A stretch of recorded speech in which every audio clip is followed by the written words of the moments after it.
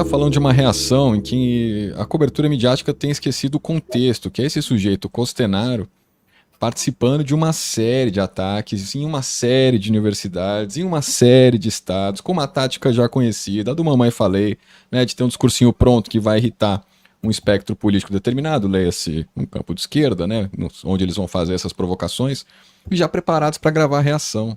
Né, aqui é esse mesmo Costenaro se envolvendo em confusões país afora, inclusive com o Glauber, que numa confusão anterior ele xingou o deputado. Inclusive um contexto que a imprensa não tem dado ontem, é desse momento do vídeo que o Costenaro xinga a mãe do deputado federal Glauber Braga. E aqui no final do vídeo, quando eles estão sendo levados para a delegacia, esse segurança aqui até fala, você não pode chegar aqui, cara, fazendo o que você quer.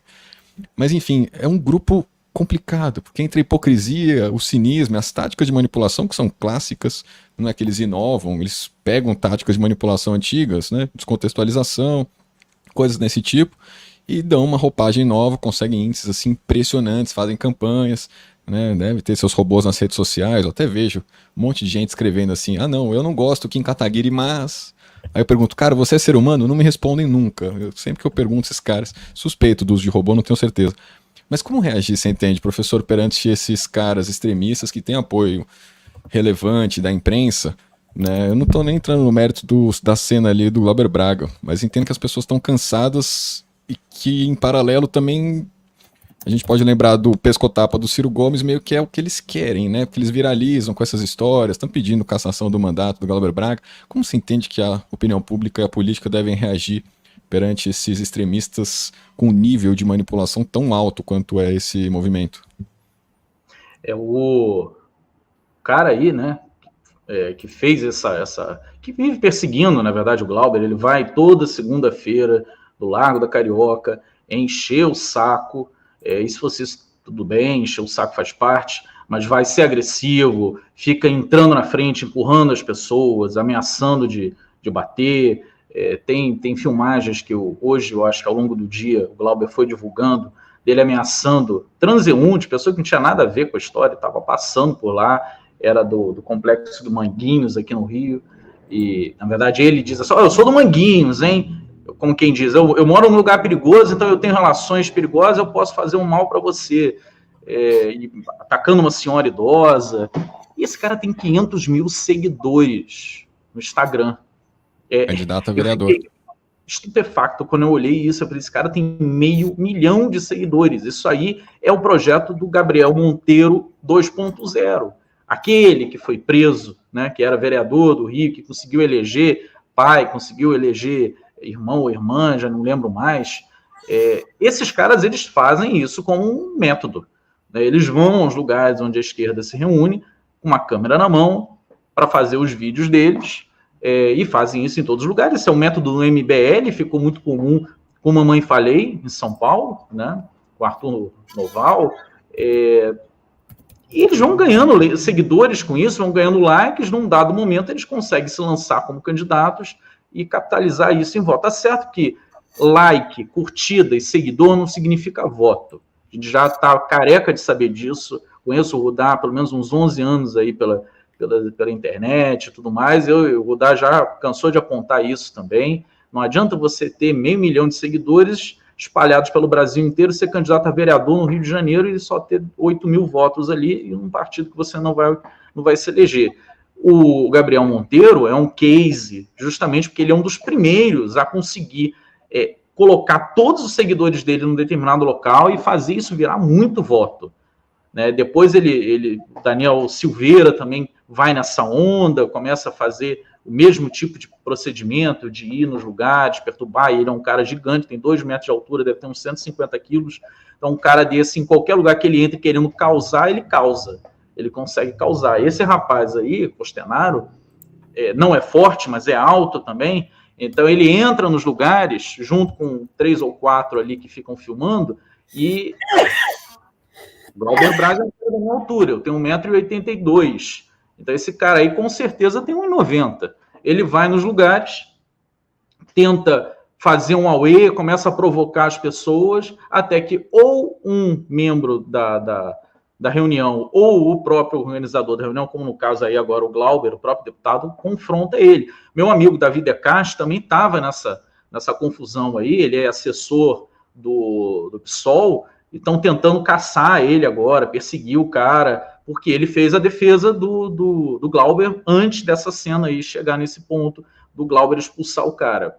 E eles ficam perturbando, e o que eles esperam é justamente a reação.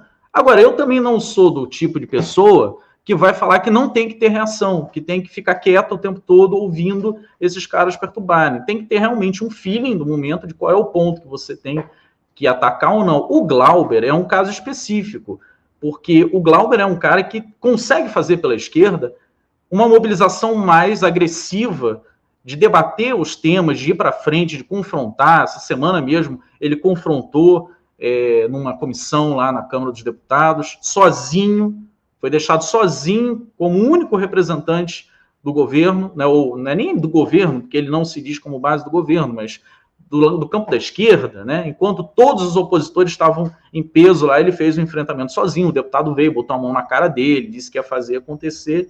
Então o Glauber já tem esse perfil combativo.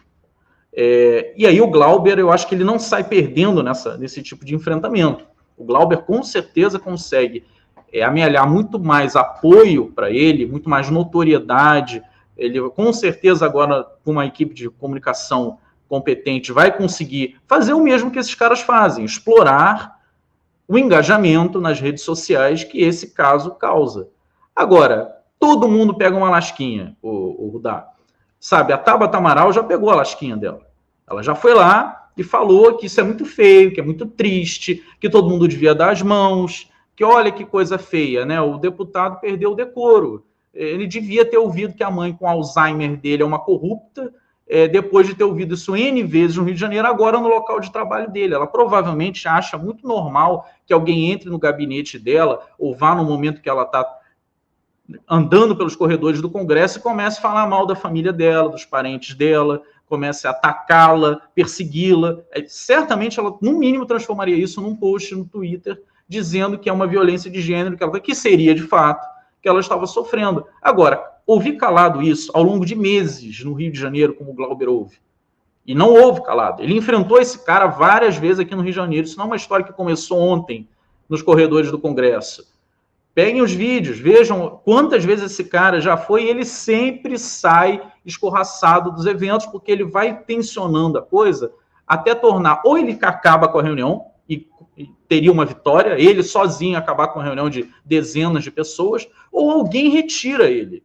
Essa foi uma vez que o próprio Glauber retirou ele. Tem uma outra vez no Rio de Janeiro que o Glauber vai perseguindo ele na rua do Rio de Janeiro, esse cara se esconde dentro de um prédio perto do Largo da Carioca, onde vários deputados federais têm escritórios aqui, entre eles Alessandro Molon, o Chico Alencar já teve. Ele se esconde ali dentro, e os seguranças do prédio botam o cara para fora, que não é lugar de você se esconder. Você chama a polícia, você acha que você está sofrendo intimidação, você chama a polícia.